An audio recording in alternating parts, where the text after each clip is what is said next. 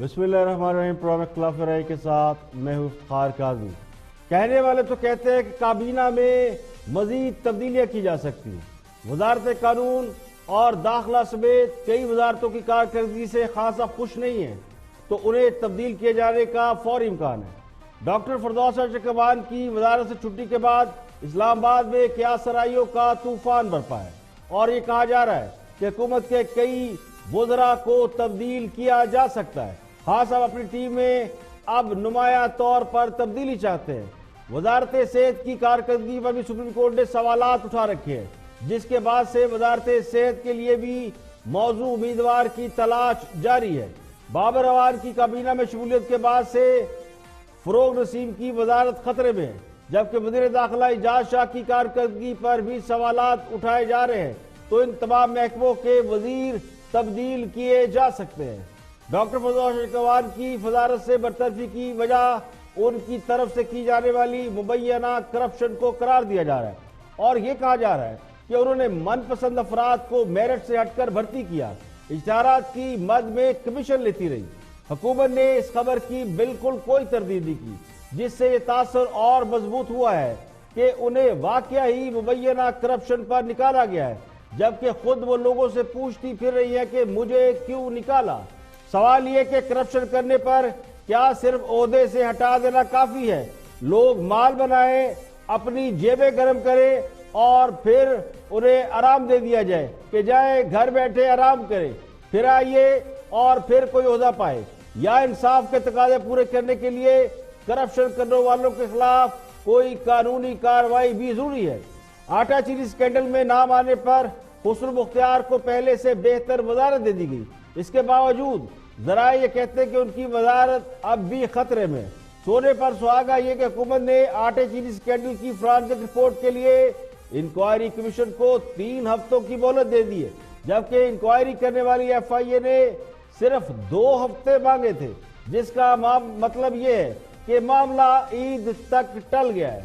Sugar mafia کے حوالے سے بھی حکومت نے رپورٹ پبلک کرنے کا اعلان کیا تھا، لیکن رپورٹ نہ آنی تھی نہ آئی، اس پر کمیشن بنا کر اسے بھی التوا میں ڈال دیا گیا۔ اب سوال یہ کہ آٹا چینی اسکینڈل میں بھی کرپشن کرنے والے حکمران جماعت کے لوگ نکلے، یعنی وہ لوگ جو حکومت میں شامل تھے۔ پاور سیکٹر میں بھی وہ لوگ نمایاں طور پر نظر آئے جو حکومت میں شامل تھے۔ اب اطلاعات کی مشیر کو بھی اسی الزام کے تحت فارغ کیا گیا ہے، یعنی خاصا ایماندار ہیں اور ان کے آس پاس سارے وہ لوگ ہیں جن پر کرپشن کے مبینہ الزامات لگ رہے ہیں۔ اس سے پہلے ادویات میں مال بنانے والے وزیر کو بھی ہٹانا پڑا تو قوم حیران ہے کہ خان صاحب تو کرپٹ لوگوں کے خلاف نعرے لگایا کرتے تھے، لیکن ان کے دائیں بائیں وہ لوگ نکل رہے ہیں جن کے دامن پر کرپشن کے داغ لگے۔ تو کیا خان صاحب کی سلیکشن میں کوئی جھول ہے کہ انہیں ایماندار اور کرپٹ لوگوں میں فرق نظر نہیں آتا؟ رام میں اور بھی ہم موضوعات شامل ہیں، دیکھتے ہیں ہائی لائٹ۔ عامر صاحب، ایک میرے ذہن میں ویسی، کیونکہ میں ایک صورتحال جو ہو رہی ہے، جس طرح اگلے دن ایک نیب کا آرڈیننس ان کا ایکسپائر ہو گیا، 120 دن پورے ہو گئے اور اس کو ری پروملگیٹ کرنے کے لیے ایک اسپیکر صاحب کے گھر میں اجلاس ہوا۔ وہ ری پروملگیٹ کرنا فراڈ آن کانسٹیٹیوشن ہے، کلیئر ہے، اس کے اوپر سپریم کورٹ کا فیصلہ ہے، پی ایم ڈی سی والا کیس ہے کہ اس طرح کے حالات میں اگر آپ یہ کریں گے تو that is fraud on constitution. اچھا، میں ایک چیز کہنا بھول گیا تھا، آپ نے جو شروع میں کہا کہ پیپلز پارٹی کی نمائندگی ہوتی ہے، تو اس وقت گلگت بلتستان کے وزیر اعلیٰ اور آزاد جموں اینڈ کشمیر کے وزیر اعظم جو ہیں وہ پاکستان مسلم لیگ نون سے تعلق رکھتے ہیں۔ تو مسلم لیگ نون اور پیپلز پارٹی اور بلوچستان عوامی پارٹی، تحریک انصاف، 4 پارٹیاں اس نظام کا حصہ ہیں ابھی جو این سی سی کا بنا رہا ہے۔ فواد چودھری صاحب سے ہمیں بڑی امیدیں تھیں کہ ہمارے دوست، ہمارے کلیگ، ٹی وی پہ اینکرز، ہر ٹی وی پہ رہے، بڑی بھائی جان دوستی ہوتی تھی۔ انہوں نے سب سے زیادہ آگے میڈیا کو ٹائٹ کرنے کی کوشش کی، وہی کہتے تھے نیا ماڈل لاؤ، اکنامک ماڈل ٹھیک کرو، جن سے اپنا پی ٹی وی ٹھیک نہیں ہوا۔ 7 بلین روپیز ہر سال وہ لیتے ہیں، جس سے 7 نئے چینل کھڑے ہو سکتے تھے۔ ہر وقت مالکان پہ چڑھے رہتے تھے، اینکرز پہ، اپنا ماڈل ٹھیک کرو، اپنے آپ کو ٹھیک کرو، ہم کیوں اشتہار دیں، بلا بلا، اس میں 100 چیزیں تھی۔ کہ اب شفقت محمود صاحب اور شبلی فراز صاحب اور اسد عمر صاحب اور حماد اظہر صاحب اور تمام جو وزراء ہیں، اس میں سینئر وزراء بھی شامل ہیں، شاہ محمود قریشی صاحب بھی شامل ہیں، تو یہ سارے مل ملا کر یہ جو میڈیا کے ساتھ معاملات ہیں اس کو بہتر کرنے کی کوشش کریں گے، اور یہ جو واجبات کی ادائیگی کا معاملہ ہے یہ بھی میرا خیال ہے کہ بہت جلد طے پا جائے گا. تو یہ باری برکن کی تبدیلی آئی ہے اور بڑی ٹیم آئی ہے. ہمیں نہیں اندازہ کہ یہ اس سے انہوں نے کیا رزلٹس لینے ہیں اور آیا وہ دے سکیں گے کہ نہیں دے سکیں گے. میں اپنی رائے اس فی الحال اس کے معاملے میں اگر آپ اجازت دیں تو میں ریزرو کرتا ہوں. بالکل ٹھیک ہے. اور دوسری بات جو صاحب یہ بھی ہے ناظرین، گزشتہ جمعرات کے دن وزیراعظم ہاؤس میں فنڈ ریزنگ کے لیے ایک ٹیلی تھون کا انعقاد کیا گیا. اس ٹیلی تھون میں میرے کپتان نے بھی شرکت کی. اس دوران کرونا امدادی ریلیف کے لیے 55 کروڑ روپے کی رقم جمع کی گئی. اپنے چینل ایکسپریس نیوز کی طرف سے میں اس ٹیلی تھون کا حصہ تھا. اس نشریات کے آخر میں مولانا طارق جمیل دعا کے لیے آئے تو انہوں نے دعا سے پہلے کہا کہ میڈیا جھوٹ بولتا ہے. اور سب سے پہلے بات کرتے ہیں 18ویں ترمیم اور نیب آرڈیننس کی. بہت بات ہو رہی ہے. اسد عمر نے شوشہ چھوڑا کہ اپوزیشن کے ساتھ مل کر حکومت 18ویں ترمیم میں تبدیلی چاہتی ہے اور NFT وارڈ پہ تبدیلیوں پہ غور کر رہی ہے، لیکن اس کی تردید آئی. اپوزیشن جماعتیں کہتی ہیں کہ ہم سے کوئی رابطہ نہیں ہے. نیب قوانین کے حوالے سے بھی بات ہو رہی ہے، تو اسد عمر نے اس حوالے سے کیا کہا ذرا وہ بھی دیکھتے ہیں. Watch this. آرڈیننس تشکیل دیا جا رہا ہے. جو گزشتہ نیب آرڈیننس آیا تھا اسے 120 دن کے بعد تحلیل ہونے دیا گیا. کیا وہ ناقص تھا یا یہ کہ اب کوشش یہ ہے کہ حزب اختلاف کو اس پہ بالکل کمپلیٹلی آن بورڈ کیا جائے؟ اچھا، میں ایک چیز کہنا بھول گیا تھا. آپ نے جو شروع میں کہا کہ پیپلز پارٹی کی نمائندگی ہوتی ہے، تو اس وقت گلگت بلتستان کے وزیر اعلیٰ اور آزاد جموں اینڈ کشمیر کے وزیر اعظم جو ہیں وہ پاکستان مسلم لیگ نون سے تعلق رکھتے ہیں. تو مسلم لیگ نون اور پیپلز پارٹی، بلوچستان عوامی پارٹی، تحریک انصاف، 4 پارٹیاں اس نظام کا حصہ ہیں ابھی جو NCC کا بنا ہوا ہے. جہاں تک نیب کے آرڈیننس کی بات ہے، اس کے اوپر جب بنایا گیا تو اس کے بعد کیونکہ ظاہر ہے لے جا کے تو پارلیمان سے ہم نے پاس کروانا ہے اس کو، تو ہماری اپوزیشن کے ساتھ کچھ ملاقاتیں بھی ہوئی تھی. اسپیکر صاحب ہوسٹ کرتے تھے اور میٹنگز کو اسپیکر ہاؤس میں ہی ہوتی تھی. تو پرویز خٹک، میں، فروغ نسیم، شہزاد اکبر اور چند ساتھی جو ہے ہماری اپوزیشن کے ساتھ کچھ ملاقاتیں بھی ہوئیں. اور اس لیے اب فیصلہ یہ کیا گیا کہ کیونکہ کچھ آرا وہاں سے بھی آئی ہیں اپوزیشن سے، صرف اپوزیشن سے نہیں، اس کے علاوہ بھی کچھ تجاویز آئی ہیں، تو بہتر یہی ہوگا کہ ہفتہ 2 ہفتہ لگا کر آپس میں بیٹھ کے ایک ایسا قانون بنایا جائے جو 2 معیار پر پورا اترے. ایک تو یہ کہ اگر موجودہ نیب کے قانون کے اندر یہ تاثر ملتا ہے کہ انصاف کا تقاضا پورا نہیں ہو رہا، وہ بھی اس کو کیا جائے ٹھیک. اور ساتھ ہی ساتھ یہ بھی کوئی صورتحال نہ پیدا ہو کہ جن کا طاقتور لوگوں کا احتساب ہونا ہے وہ احتسابی عمل ہی ختم ہو جائے گا اس کے ساتھ. کیونکہ کوشش تو یہ ہے کہ احتسابی عمل اور کارگر ہو اور جتنا شفاف اور منصفانہ ہو سکتا ہے وہ. دیکھیں، حکمران جماعت نیب کے قوانین اپنے دور حکومت میں ہر صورت بدلنا چاہتی ہے تاکہ کل کو یہ قوانین ان کے گلے نہ پڑ جائیں. جو غلطی نواز شریف نے اپنے دور حکومت میں کی، یعنی ان سے لوگ کہتے رہے کہ نیب کے قوانین بدل لیں، لیکن ان نے نیب کے قوانین کو جو کا تو رہنے دیا، تو وہ غلطی موجودہ حکومت نہیں کرنا چاہتی. تو اپوزیشن سے زیادہ حکومت نیب کے قوانین میں تبدیلی چاہتی ہے، لیکن اپوزیشن اڑی ہوئی ہے. اسی لیے آرڈیننس کے ذریعے تبدیلیاں لائی گئیں، لیکن بنیادی تبدیلیاں یعنی نیب کے قانون میں جو تبدیلیاں ریکوائرڈ ہیں وہ قانون سازی کے بغیر ہو نہیں سکتی. تو معاملہ الجھا ہوا ہے. حکومت نیب کے قوانین تبدیل کرنے پر 4-6 مہینے پہلے بالکل تیار تھی. اپوزیشن کے ساتھ ان کے مذاکرات بھی ہوئے. اس وقت نواز شریف جیل میں قید تھے، تو نواز شریف نے نیب قوانین میں ترامیم کی حمایت سے انکار کر دیا. نواز شریف کا موقف یہ تھا کہ نیب قوانین کو ہم نے جتنا بھگتنا تھا بھگت لیا، اب یہی قوانین دوسروں پر بھی لاگو ہونے چاہیے. کل کو اگر تحریک انصاف کی حکومت چلی جاتی ہے تو پھر انہیں بھی نیب قوانین کے تحت کٹہرے میں کھڑا کیا جا سکے گا، انہیں بھی بغیر مقدمے کے اندر رکھا جا سکے گا، انہیں بھی محض شکایت کی بنا پر گرفتار کیا جا سکے گا. تو ہم نے تو بھگت لیا، تو اب باقی بھی بھگتیں گے. تو نواز شریف کے انکار کے بعد یہ معاملہ رک گیا. پیپلز پارٹی نیب قوانین میں ترمیم کی حمایت کرتی ہے اور وہ 4-6 مہینے پہلے اس پر تیار بھی تھے. تو انہیں یہ پیغام دیا گیا کہ پھر آپ 18ویں ترمیم پر بھی نظر ثانی کر لیں، تو اب وہ بھی پیچھے ہٹ گئے ہیں. یہاں پہ لیں گے ایک بریک، اور بریک کے بعد جب واپس آئیں گے اور بھی ہم موضوعات آپ کے ساتھ شیئر کریں گے، ہمارے ساتھ ہوئیے۔ ویلکم بیک، آپ دیکھ رہے ہیں پروگرام خلاف رائے اور میں افتخار کاظمی۔ بریک کے بعد حاضر خدمت ہے، آگے بڑھتے ہیں اور منصور گفتگو کر رہے ہیں مولانا طارق جمیل کے ایشو کے اوپر۔ مولانا طارق جمیل نے لائیو ٹیلی تھون کے اندر میڈیا کے حوالے سے کچھ باتیں کی، جس کے بعد یہ باتیں سوشل میڈیا پر بہت ڈسکس ہوئی۔ منصور علی خان اس پر بات کر رہے ہیں، دیکھیں منصور علی خان کیا کہتے ہیں۔ ناظرین، گزشتہ جمعرات کے دن وزیراعظم ہاؤس میں فنڈ ریزنگ کے لیے ایک ٹیلی تھون کا انعقاد کیا گیا۔ اس ٹیلی تھون میں میرے کپتان نے بھی شرکت کی۔ اس دوران کرونا امدادی ریلیف کے لیے 55 کروڑ روپے کی رقم جمع کی گئی۔ اپنے چینل ایکسپریس نیوز کی طرف سے میں اس ٹیلی تھون کا حصہ تھا۔ اس نشریات کے آخر میں مولانا طارق جمیل دعا کے لیے آئے تو انہوں نے دعا سے پہلے کہا کہ میڈیا جھوٹ بولتا ہے۔ اس کے علاوہ انہوں نے خواتین کے حوالے سے بھی گفتگو کی۔ مولانا کے ریمارکس پر بحث شروع ہوئی تو مولانا صاحب میڈیا پر ایک شو میں آئے اور انہوں نے معافی مانگ لی۔ مین سٹریم میڈیا کی حد تک یہ معاملہ ختم ہو گیا، لیکن سوشل میڈیا پر یہ بحث آگ کی طرح پھیل گئی۔ اس موضوع پر سوشل میڈیا صارفین بری طرح تقسیم ہو گئے۔ ہمارے اینکرز بھی اس بحث کا حصہ بنے۔ کچھ حلقوں نے کہا کہ مولانا نے معافی مانگ کر درست کیا، تو کچھ نے کہا کہ کیسی معافی، کیوں معافی؟ مولانا نے جو کہا درست کہا، انہیں معافی نہیں مانگنی چاہیے۔ پھر کیا تھا؟ سوشل میڈیا پر ایک طوفان بدتمیزی شروع ہو گیا۔ کچھ لوگوں نے مولانا کے خلاف اپنی تلواریں نکال لی تو کچھ نے اینکرز پر طنز کے تیر برسانا شروع کر دیے۔ اس بحث نے 4 دن تک انٹرنیٹ کو اپنی لپیٹ میں لیے رکھا، یہاں تک کہ آج بھی ٹویٹر پر ایسے ہی ٹرینڈز چلتے رہے۔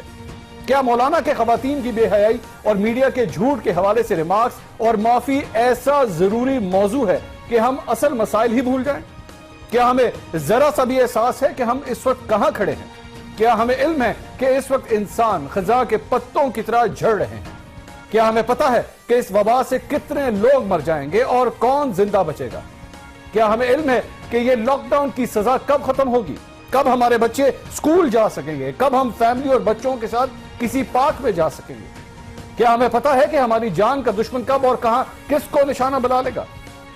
آج والد اپنی اولاد کو گلے لگانے سے محروم ہے، بچے والد کے قریب نہیں آ سکتے، ہماری آزادیاں ختم ہو چکی ہیں۔ کرونا نے ہمارے معاشرے اور رہن سہن کی بنیادیں ہلا کر رکھ دی ہیں۔ آج دنیا بھر میں 2 لاکھ سے زائد افراد جان کی بازی ہار چکے ہیں۔ کیا ہمیں پتہ ہے کہ ہماری معیشت بچے گی یا نہیں؟ کیا ہمیں پتہ ہے کہ کسی کے لیے کوئی نوکری بچے گی یا نہیں؟ پیٹ بھر کر کھانا ملے گا یا نہیں؟ اوروں کو نصیحت اور خود میاں فضیحت، یعنی مولانا طارق جمیل نے صرف میڈیا پر ہی نہیں بلکہ پوری قوم پر سنگین الزامات لگائے تھے جو بہت تکلیف دہ ریمارکس تھے۔ پورے پاکستان نے انہیں ٹیلی ویژن پر لائیو دیکھا، جس میں وہ دعا کراتے ہوئے حاکم وقت کی ایمانداری اور اجڑے ہوئے چمن کی دہائی دے رہے تھے اور پوری قوم کو کوسنے دے رہے تھے۔ اور منصور صاحب فرماتے ہیں کہ یہ کوئی موضوع نہیں ہے، یعنی مولانا طارق جمیل بہت بڑے آدمی ہیں، ہم سب ان کی بہت عزت کرتے ہیں، ہمارے لیے بہت قابل احترام ہے، وہ کبھی بھی متنازع نہیں رہے، ان کا انداز بیان بہت زبردست ہے، دل کو مو لینے والا ہے۔ تو میڈیا نے ان پر کبھی انگشت نمائی نہیں کی، کبھی انہیں میڈیا کی طرف سے کوئی تکلیف نہیں پہنچی ہوگی، ان کی کبھی کردار کشی بھی نہیں ہوئی۔ لیکن پتہ نہیں مولانا کے ذہن میں کیا بات آئی کہ میڈیا پر برس پڑے۔ ہو سکتا ہے وہ ٹھیک کہہ رہے ہو، یا یہ بھی ہو سکتا ہے کہ چونکہ خان صاحب ان لوگوں کو بہت پسند کرتے ہیں جو میڈیا کے حوالے سے خان صاحب کے خیالات کا ساتھ دیں، اور سونے پہ سہاگا یہ کہ چلے مولانا طارق جمیل نے جو کہنا تھا کہہ دیا، ان کی بات سر آنکھوں پہ، لیکن خود ہی انہوں نے اپنے بیان پر 2-4 گھنٹے بعد معذرت کر لی، یعنی وہ 2-4 گھنٹے بھی اپنے بیان پر قائم نہیں رہ سکے، تو اس کی وجہ سے پھر ایک دم ریئیکشن آیا۔ وہ معذرت نہ بھی کرتے تو کیا ہو جاتا؟ لوگ بس شکوہ کرتے کہ مولانا نے ایسی بات کر دی ہے، ناراض ہو جاتے ہیں، لیکن انہوں نے خود یہ معافی مانگ کر ثابت کر دیا کہ وہ اپنی سوچ میں پختہ آدمی نہیں ہے، یعنی جو بات وہ کرتے ہیں کل کو اس پر وہ معذرت بھی کر سکتے ہیں۔ تو اصولی طور پر تو ان کی معذرت کے بعد یہ بحث ختم ہو جانا چاہیے، اس چیپٹر کو کلوز کر دینا چاہیے۔ تو مین سٹریم میڈیا تو اس کو ڈسکس کر نہیں رہا، لیکن سوشل میڈیا پہ اگر ڈسکس ہو رہی ہے تو آپ اسے کیسے روک سکتے ہیں؟ ہر بندے کے خیالات اپنے اپنے ہیں، بہت سے لوگ مولانا کی حمایت میں بات کر رہے ہیں، بہت سے لوگ ان پر کرٹیسزم کر رہے ہیں، تو میڈیا ان کو کوئی فریق نہیں بنا رہا، لیکن اسے میڈیا پر ڈسکس کر کے کوئی یہ کہے کہ اسے ڈسکس نہیں کرنا چاہیے، تو پھر یہ وہی لوگ ہیں جن کے بارے میں مولانا طارق جمیل صاحب کہنا چاہتے ہوں گے کہ یہ ٹھیک لوگ نہیں ہیں. آگے بڑھتے ہیں اور وزارت اطلاعات میں بہت سی اہم تبدیلیاں ایک روز قبل ہوئی. شبلی فراز سینیٹر ہیں, ان کو وزیر اطلاعات لگایا گیا. اس کے علاوہ سابق D G I S P R جناب عاصم باجوہ صاحب کو مشیر اطلاعات یعنی معاون خصوصی برائے اطلاعات پرائم منسٹر کا لگایا گیا. اس کو اینالائز کر رہے ہیں حامد ویر, بہت سینئر اینالسٹ ہیں, دیکھتے ہیں وہ کیا فرماتے ہیں. کہ اب شفقت محمود صاحب اور شبلی فراز صاحب اور اسد عمر صاحب اور حماد اظہر صاحب اور تمام جو وزراء ہیں, اس میں سینئر وزراء بھی شامل ہیں, شاہ محمود قریشی صاحب بھی شامل ہیں, تو یہ سارے مل ملا کر یہ جو میڈیا کے ساتھ معاملات ہیں اس کو بہتر کرنے کی کوشش کریں گے. اور یہ جو واجبات کی ادائیگی کا معاملہ ہے یہ بھی میرا خیال ہے کہ بہت جلد طے پا جائے گا. صاحب, اور سابق D G I S P R general retired Asim Saleem Bajwa وہ آلریڈی سی پیک اتھارٹی کے چیئرمین ہیں, جو خود ایک بہت ہی ذمہ داری والا عہدہ ہے. انہیں یہ عہدہ دینے کی معاون خصوصی کا کیا وجہ ہوگی؟ میرا خیال ہے کہ عاصم سلیم باجوہ صاحب کو اس لیے لایا گیا ہے کہ جو بہت سے معاملات ہیں ایسے جن میں سول لیڈرشپ اور ملٹری لیڈرشپ مل کر کرونا وائرس کا مقابلہ کر رہی ہے, کچھ ایکسٹرنل چیلنجز کا بھی سامنا ہے, تو ان معاملات کو دیکھیں گے وہ عاصم سلیم باجوہ صاحب دیکھیں گے. اور جو شبلی فراز صاحب ہیں وہ جنرلی وزارت اطلاعات و نشریات کو دیکھیں گے. اس وزارت کی بہت سے اس کے رسپانسبلٹیز ہیں, بہت سے فرائض ہیں. پھر میڈیا کے ساتھ معاملات کو طے کرنا, اس میں عاصم سلیم باجوہ صاحب کا پہلے سے ایک ایکسپیرینس ہے, تو ان کا ایکسپیرینس اور شبلی فراز صاحب کی جو ذہانت اور ان کے جو کانٹریکٹس ہیں وہ اکٹھے ہو جائیں گے, تو میرا خیال ہے ایک بڑا اچھا کمبینیشن بن جائے گا. لیکن یہ شبلی فراز صاحب کے لیے چیلنج ہے بہت بڑا. جب تک شبلی فراز صاحب کو اور عاصم سلیم باجوہ صاحب کو وزیر اعظم عمران خان صاحب کی مکمل سپورٹ اور حمایت ان کو حاصل نہیں ہوگی, وہ کامیاب نہیں ہوں گے. لیکن آپ یہ دیکھیے کہ جیسے ہی آج شام کو اعلان ہوا شبلی فراز صاحب کا, تو فوری طور پہ جو مسلم لیگ نون کی طرف سے, پیپلز پارٹی کی طرف سے, میڈیا سرکلز کی طرف سے سب نے اس کا خیر مقدم کیا. تو میں سمجھتا ہوں کہ شبلی فراز صاحب کو لانا جو ہے وہ عمران خان صاحب کی طرف سے وہ ایک اچھا قدم ہے, اس کو ہم اپریشیٹ کرتے ہیں. لیکن اس کا فائدہ اصل میں ان کو اس وقت ہوگا جب میڈیا کے واجبات کا مسئلہ حل ہو جائے گا, اور عاصم سلیم باجوہ صاحب اور شبلی فراز صاحب یہ مل کر ایک اور ایک 11 بن کر یہ کام کریں گے. خدا نہ خواستہ اگر ان کے درمیان بھی وہی معاملات ہو گئے جس طرح جو فردوس عاشق اقبال صاحبہ تھیں, وہ اپنے کیبنٹ کے کولیگز کے ساتھ ہی لڑی جا رہی تھیں, جو لوگ میڈیا میں ان کو اسسٹ کرنے کے لیے تیار تھے وہ ان کے ساتھ ہی کنفنٹریشن کر رہی تھی, تو ان کی لڑائی جو ہے وہ میڈیا کے ساتھ بھی چل رہی تھی, اندر بھی چل رہی تھی, باہر بھی چل رہی تھی, وہ ہر طرف لڑائیوں میں مصروف تھی. لہذا ان کو اس لیے دیکھیں, وزارت اطلاعات میں تبدیلیوں سے یہ تاثر پیدا ہو رہا ہے کہ حکومت اپنا امیج بہتر کرنا چاہتی ہے, میڈیا کے ساتھ تعلقات بہتر کرنا چاہتی ہے, جبکہ سوشل میڈیا پر یہ تاثر دیا جا رہا ہے کہ حکومت میڈیا کو کنٹرول کرنا چاہتی ہے.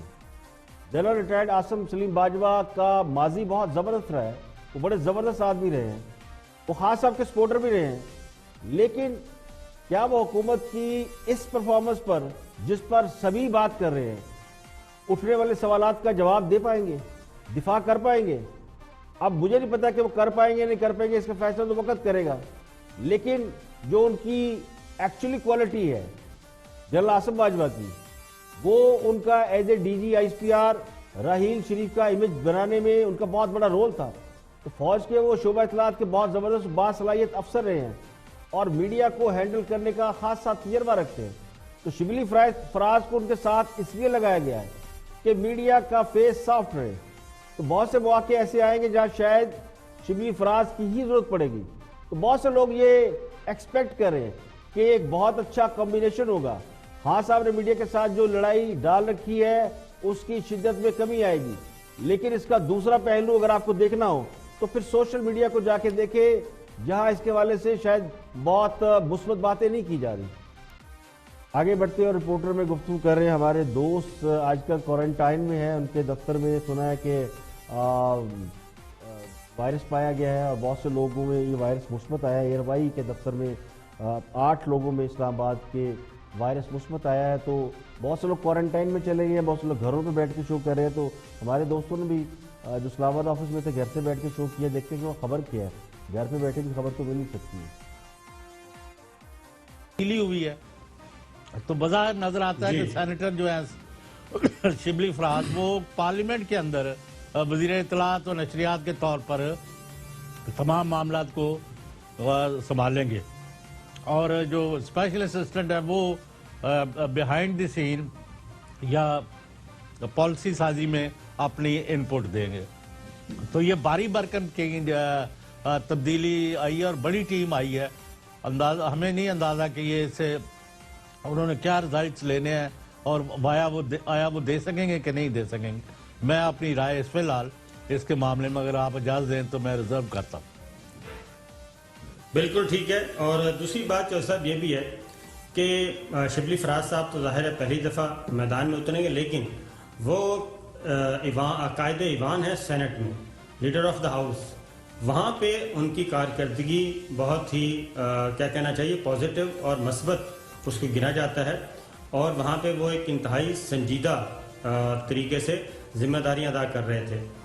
वजारत इत्तलात और नशरियात आपको पता है कि एक अहम तरीन वजारत होती है किसी भी गवर्नमेंट के लिए, और बेहतरीन बल्लेबाज जो है वो मैदान में उतारा जाता है। तो पहले जो फेस थे वजारत इत्तलात में जितने भी आए वो पाकिस्तान तहरीक इंसाफ के बुनियादी अरकान में से शामिल नहीं थे। फवाद चौधरी साहब आपको पता है कि वो आए थे तकरीबन कह लें 5-7 साल पहले पाकिस्तान तहरीक इंसाफ उन्होंने ज्वाइन की थी, और इसी तरीके से फरदौस आशा कवान साहिबा भी मुख्तलिफ सियासी जमातों से होके आई थी।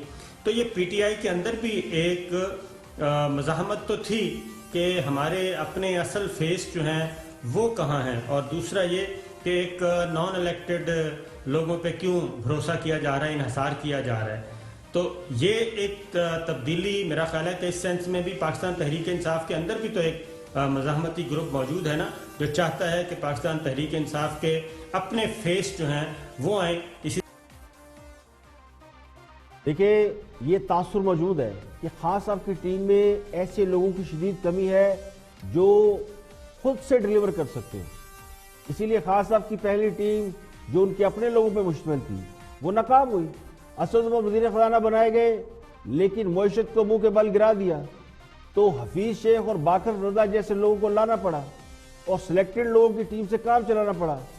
तो डॉक्टर फरदौस आशा कवान की वजारत से छुट्टी इसलिए नहीं हुई कि हुक्मरान जमात अपने चेहरे या मुंतखब लोगों को आगे लाना चाहती। ये जो तासुर दिया जा रहा है ना कि जी पार्टी के अंदर एक मज़ाहमती ग्रुप है जो कह रहा है कि अपने लोगों को आगे लाओ, भाई इनमें अगर इतनी एबिलिटी होती तो पहले दिन से खास साहब की टीम मजबूती के तौर पर मजबूत होकर सामने आती, एक स्ट्रांग टीम नजर आती। तो कोई वजह तो थी कि ऐसे लोगों को साथ लाना पड़ा। अब दूसरी वजह जो मेरे नजदीक ज्यादा सॉलिड है वो ये कि तहरीक इंसाफ के अंदर उन्हें बहुत लोग पसंद नहीं करते, इसलिए उनकी बरतरफी पर उनके हक में एक भी आवाज सुनाई नहीं दी, बल्कि वो मीडिया जिस पर वो मेहरबानी करती थी उसी ने सबसे पहले खबर चलाई कि डॉक्टर फरदौस आशा कवान इश्तिहारात में से 10% कमीशन लेती रही है। तो PTI का वोटर और सपोर्टर भी डॉक्टर साहब के रुखसत होने पर खुश है, उनका हमायती मीडिया भी, और शायद किसी हद तक अपोजिशन के लोग भी खुश हैं, क्योंकि डॉक्टर साहबा से बहुत से लोग नाला रहे हैं और उसमें खुद डॉक्टर साहबा का बहुत बड़ा हाथ है। तो बहुत से लोगों का ख्याल ये था कि वो इसलिए वजीर बनी है कि वो चूंकि पावर कॉरिडोर में उनकी बड़ी उनकी क्रेडिबिलिटी है या बहुत उनकी पहुंच है, तो उनकी गलतफहमी भी दूर हो गई होगी। यहाँ पे लेंगे एक ब्रेक और ब्रेक के बाद जब वापस आएंगे और भी हम मौजूदात आपके साथ शेयर करेंगे, हमारे साथ रहेंगे।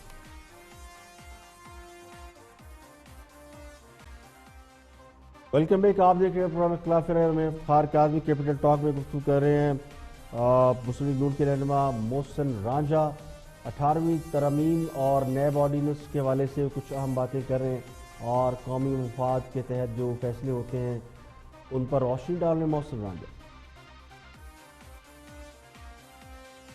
आमिर साहब एक मेरे जहन में वैसी, क्योंकि मैं एक सूरत जो हो रही है जिस तरह अगले दिन एक नैब का ऑर्डिनेंस इनका एक्सपायर हो गया, 120 दिन पूरे हो गए और उसको रीप्रोमलगेट करने के लिए एक स्पीकर साहब के घर में इजलास हुआ। वो रीप्रोमलगेट करना फ्रॉड ऑन कॉन्स्टिट्यूशन क्लियर है, फ्रॉड है। उसके ऊपर सुप्रीम कोर्ट का फैसला है, PMDC वाला केस है कि इस तरह के हालात में अगर आप ये करेंगे तो that is fraud on constitution.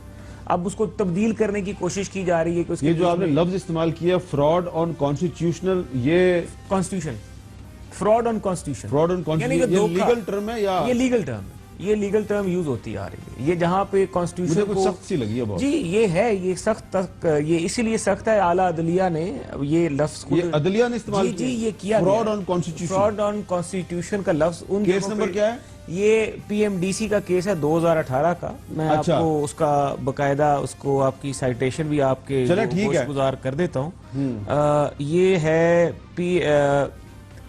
اس کا جناب والا، یہ ایک منٹ دے دیجئے، یہ Fahad Malik versus P M D C 2018 supreme court monthly review میں یہ چھپا ہوا 1956 پیج کے اوپر ہے. اچھا ہاں جی. اس کیس میں دیکھیں میں بات یہ کر رہا ہوں کہ آپ مسلسل یہ جو پارلیمنٹ کی پیچھے ہے نا تصویر آپ لگے، اس کے اوپر تالا لگائیں، ایک اس کے اوپر جال نہیں لگائے، تالا انہوں نے لگایا ہوا ہے نا جی. یہ کہتے ہیں کہ 18ویں ترمیم جو ہے اسد عمر ایک کانسٹیٹیوشن کی ایک اتنی بڑی چیز ہے، اس کے اوپر اسد عمر صاحب بیٹھ کے اپنے ڈرائنگ روم میں بات کر رہے ہیں کہ تمام پارلیمانی پارٹی سے بات ہو گئی ہے. آپ قانون سازی انہوں نے بند کی ہوئی ہے، حکومت کی جتنے بھی اقدامات ہیں ان کی کوئی ٹرانسپیرنسی نہیں ہے، ان کی کوئی اوور سائٹ نہیں ہے. پاکستان کا قانون ساز ادارہ پاکستان، میرا سوال یہ تھا کہ کوئی حکومت کا آپ کی پارٹی سے رابطہ ہوا ہے 18ویں ترمیم میں تبدیلی؟ کوئی رابطہ نہیں ہوا، میں تو بالکل کہہ رہا ہوں کوئی رابطہ نہیں ہے. اور ابھی ہم یہ سمجھتے ہیں اگر ایک بات ہے کہ اگر قومی مفاد میں کوئی چیز ہوتی ہے تو وہ تو ہم سارے کریں گے. اگر قومی مفاد میں کوئی اچھا قانون آتا ہے جس سے ہمیں پتہ ہے کہ وہ تو ہمیں پتہ ہے کہ قومی مفاد میں تو آپ کام کریں. دیکھیں 18ویں ترمیم میں تبدیلی اور نیب کے قوانین میں تبدیلی دو ایسے بڑے مسائل ہیں جن پر حکومت اور اپوزیشن کا بظاہر آپس میں اتفاق نہیں، لیکن اس کا یہ مطلب نہیں کہ اس پر کوئی قانون سازی نہیں ہو سکتی. لیکن چونکہ یہ معاملہ ابھی قومی مفاد کی فہرست میں نہیں آیا، اور قومی مفاد اس وقت ہوتا ہے جب بیچ میں کوئی پاور کوریڈور کے یا طاقتور حلقے آ جائیں. یہ دونوں سیاسی معاملات ہیں، تو اس میں سیاسی جماعتوں کو کچھ لو اور کچھ دو کے تحت آگے بڑھنا ہوتا ہے، اس لیے اس پر ڈیڈ لاک ہے. 18ویں ترمیم حکومت کا مسئلہ نہیں، لیکن نیب قوانین ضرور ان کا مسئلہ ہے، کیونکہ کل کو یہی نیب قوانین ان کے سامنے بھی آئیں گے. تو میرا گمان یہ کہ یہ معاملہ بھی ترجیحات میں شامل ہے، اس کی ضرورت بھی نہیں سمجھی جا رہی، کیونکہ اگر 18ویں ترمیم کو چھیڑا گیا تو نیب کے قوانین بھی بدلے جائیں گے، اور اگر نیب کے قوانین کو چھیڑا گیا تو 18ویں ترمیم کی بات بھی ہوگی. تو نیب کے قوانین میں تبدیلی حکمران جماعت کو تو سوٹ کر سکتی ہے، لیکن اس کی وجہ سے اور بہت سے ناپسندیدہ لوگوں کو رعایت مل جائے یہ شاید گوارا نہیں ہے. اسی لیے اس پر زیادہ زور نہیں دیا جا رہا. اور ویسے بھی اس کے بعد بھی جو حکومتیں آئیں گی یا ہو سکتا ہاں سب رہیں، لیکن باقی لوگ تو رہیں گے جو اپوزیشن میں، تو پھر اس کو بدلنے کی ضرورت کیا ہے. اور آپ کچھ بات کرتے ہیں کرونا وائرس کے حوالے سے. گورنر سندھ عمران اسماعیل بھی کرونا وائرس کا شکار ہو گئے ہیں، جبکہ ملک بھر میں گزشتہ 24 گھنٹوں کے دوران 751 افراد میں کرونا وائرس کی تشخیص ہوئی ہے. یہ بہت بڑا نمبر ہے جو کہ جسے لگتا ہے کہ کرونا وائرس بڑی تیزی سے بڑھ رہا ہے. مجموعی تعداد 14,079 ہو گئی ہے، جبکہ 301 افراد کرونا وائرس کی وجہ سے جاں بحق ہو چکے ہیں. یعنی پچھلے 24 گھنٹوں میں 20 افراد کرونا وائرس سے جاں بحق ہوئے. اس کے علاوہ 3,233 افراد کے بارے میں حکومت یہ بتاتی ہے کہ وہ کرونا وائرس کے مرض سے صحت یاب ہو کر گھروں کو لوٹ چکے ہیں.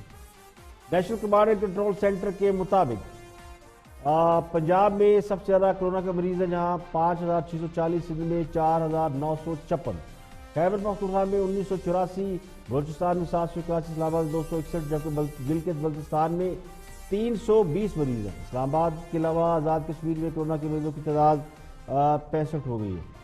سب سے زیادہ لوگ کرونا وائرس کی وجہ سے جس صوبے میں جاں بحق ہو رہے ہیں ان میں خیبر پختونخوا سر فہرست ہے، جہاں پر 104 افراد اب تک کرونا کا وائرس انتقال کر چکے ہیں. سندھ میں 85، پنجاب میں 91، بلوچستان میں 14 اور گلگت بلتستان میں کرونا سے 3 افراد انتقال کر چکے ہیں. تو ملک بھر میں جہاں عام افراد کرونا وائرس کا شکار ہوئے، وہاں سب سے جو خطرناک بات ہے وہ یہ کہ صحت کے شعبے سے وابستہ 399 افراد کو بھی اب تک یہ وائرس ہو چکا ہے. یعنی 399 ڈاکٹر، نرسز اور پیرامیڈیکل سٹاف کے لوگ کرونا وائرس کا شکار ہو چکے ہیں. یہ وہ لوگ ہیں جو کرونا کے مریضوں کا علاج کرتے ہیں، لیکن ناکافی سہولیات کی وجہ سے خود بھی کرونا کا شکار ہو رہے. گورنر سندھ عمران اسماعیل سمیت سینیٹر مرزا محمد افریدی کا कोरोना टेस्ट भी मुस्बत आया है।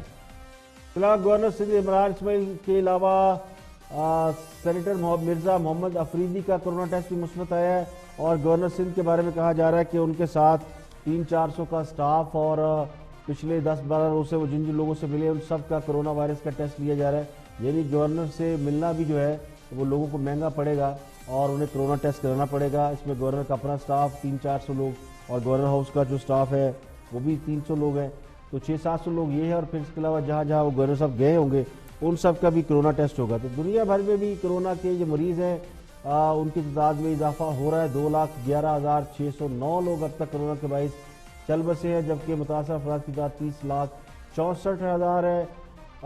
इटली में कोरोना वायरस के बाइस 150 से ज़ायद डॉक्टर इस मर्ज का निशाना बन चुके हैं और वो हलाक हो चुके हैं। अमेरिका में एक रोज़ के दौरान 1,384 अफराद मजीद हलाक हुए, जिसके बाद अमेरिका में मरने वालों की तादाद 56,797 हो गई, जबकि 10 लाख से ज़ायद अफराद कोरोना का शिकार हो चुके हैं।